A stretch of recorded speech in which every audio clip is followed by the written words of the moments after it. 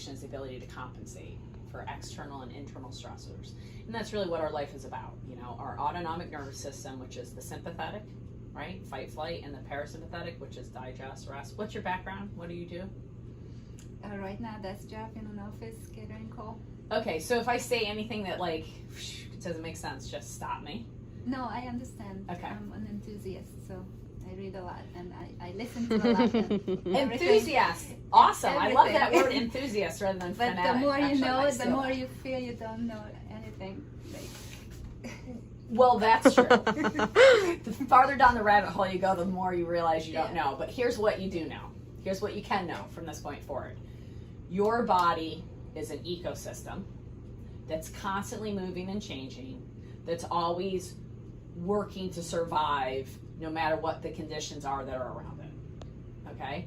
And that's science is called regulation. And that's really what we do. It's the science of regulation. So it's understanding that we have this autonomic nervous system that controls all the other nervous systems and all the functions of the body, because it goes back and forth between, am I in fight, flight, and have to survive, or am I relaxed, recover, digest mode?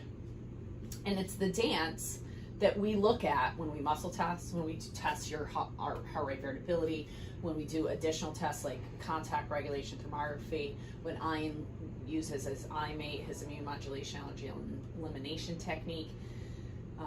technology rather, that's all looking at the nervous system and how well does the vibrational world of which we live in harmonize or disharmonize with our body. And we can muscle test that.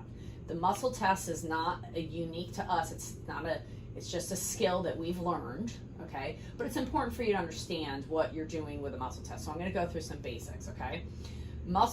The autonomic nervous system has fibers that run in parallel lines all the way down our body.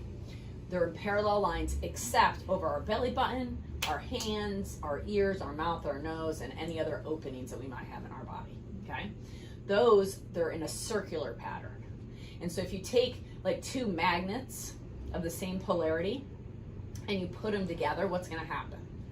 They repel.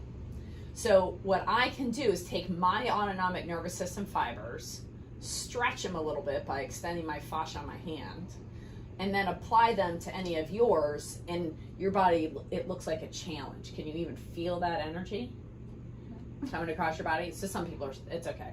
Some people are really, really sensitive. Sometimes they can feel that. Sometimes you can feel it in your hands. If you go like this, you don't feel it, but if you go like this and really keep your fingers together and outstretch the palms of your hands, a lot of people can kind of feel that heat, that energy in between your hands. And that's just a little, literally excess energy that's coming off the fascia. And when that excess energy is pushed out of the body and I apply it to any of your autonomic nervous system fibers, your body is going to respond to that. And if you have a good working nervous system, it's going to look at that as a challenge and go, shut down my muscle. So what I mean by that is this. If you put your arm out and hold it with what we call lock this muscle, I'm going to push down your arm for a couple seconds with just a couple pounds of pressure. Okay? 1, 2, 3. Turn your arm like that. You'll have more muscle strength that way. 1, 2, 3, go. Lock it. Don't let me push it down. Good. And I'm not pushing too hard. But you can feel I'm putting a little pressure, you're putting a little pressure, okay? So I'm calling match your pressure. Good. And you and I could do that. I'm going to push really hard. Ready? Okay, so, and you can really lock that shoulder. Now, I'm going to apply my excess energy to your autonomic nervous system, and we're going to see if your body responds to it and see what happens.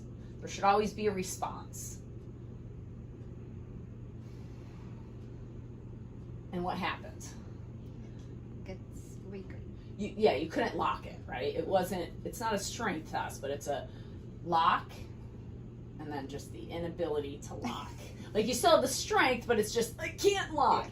And the reason for that is because your nervous system goes, listen, I don't want to send energy here. Because if I say, okay, be strong, and you go, be strong, you can do that. Because your conscious mind is sending a signal. But your conscious mind is only conscious of about 10% of your whole entire body. 90% of the information we take in every day actually comes from the larger portions of our body. So, not that everybody looks like this, but everybody looks like this. We're very happy. because they just came into True Wellness, and they're not getting to the root cause of the problems, but they're only conscious about 10% of the body. 90% of their body is taking in information all day long, every day, that they're not necessarily conscious of, and we can only be aware consciously of about 10%. We filter it, okay?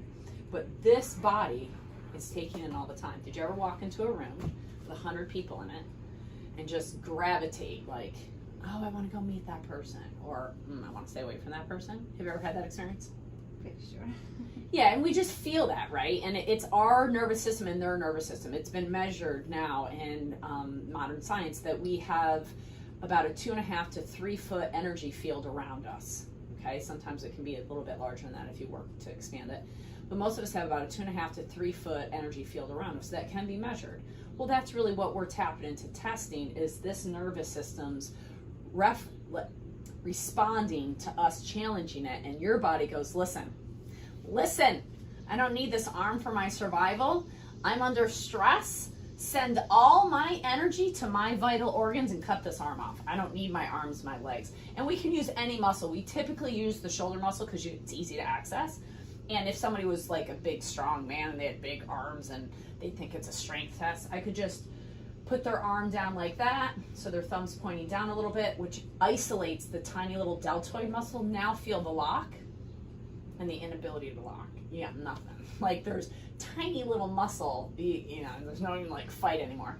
So it's really about a lock and the inability to the lock, which is an indicator muscle, which is just a congruency and an incongruency. It's not a right wrong. It's this harmonizes and this doesn't harmonize. So we muscle test everything because we don't want to talk to this. If we ask you questions, you can tell us your health history, and that's important. We're going to ask those questions.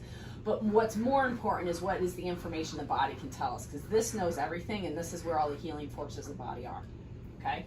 So we can ask your body all sorts of questions. So say, my name is, and then state your name. My name is Nico.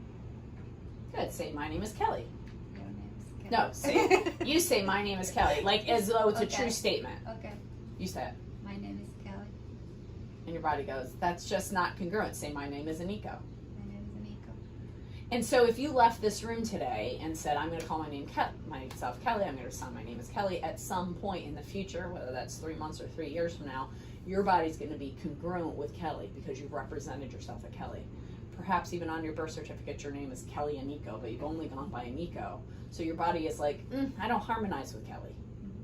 So it's not about a truth or lie, but it's about a congruency and an incongruency, a harmonizing and a disharmonizing, because that's what life is all about. Do frequencies harmonize or do frequencies disharmonize? If they disharmonize, we have illness. And this is a way to access information from your body. Okay? So it can ask questions. I want you to think about your favorite place to be on the planet. Vacation spot, house, garden, whatever it is. Just don't tell me, just think about it. When you're there, let me know. You there? Good. Think about a place you don't like to visit, or some place you don't like to go. Let me know when you're there. Okay. Got it? So even the thoughts in our minds will either cause our body to feel congruent or incongruent, because life is always changing and ever moving, as we said earlier, right? So our body's responding to even the thoughts. So we've got to be aware of how we're thinking, what we're exposing ourselves to on the physical, the emotional, and the vibrational level, on every level. Then the body also responds when we push on it. So organs, which every organ in your body has a dermatome, which is a point on the skin that relates to the organ underneath it. So like this is a lung point, for instance, so I can push on your lung point, create a little what's called ischemia, pushing blood away from the organ. And if your body can hold a strong muscle test in that, then that organ is good. If I push on your liver and I don't get the same response, the body goes, ugh. So just a little bit of stress on that liver goes, I can't handle it. Shut the arm down, send the energy there. Because your body's one working unit. You know, it doesn't know that your cardiologist is only supposed to talk to your heart, and your gastroenterologist is only supposed to talk to your intestines, and they all work together in one big whole ecosystem. So we want to make sure that we're tapping into that to find out what it needs so that we don't get caught up in here. We are clinically and educationally not doctors, but we will take and look at a whole picture of understanding on the physical, emotional, and vibrational level, everything that's going on, and look to see, do we need to restore? Do we need to maintain? Do we need to enhance? Are you looking to optimize? What's your fascia? What's your lymph look like? So we can optimize your wellness. Because the house that all that lives in is up against a toxic load. We got to figure out what's causing it, if there's anything blockading it, and then help it upregulate. Okay? And we do it through the muscle test. And another way to test the autonomic nervous system is through the heart rate variability. Because the nervous system, the autonomic nervous system, as we talked about earlier, is the sympathetic and the parasympathetic. Well, an easy way to test this system to see if you regulate is to have you lay down, stand up, then sit in the chair, hold your breath a couple different ways, and see how well your body compensates for laying down and standing up, the simple stress. And what that told us, okay, is what we're going to review here on your HRV.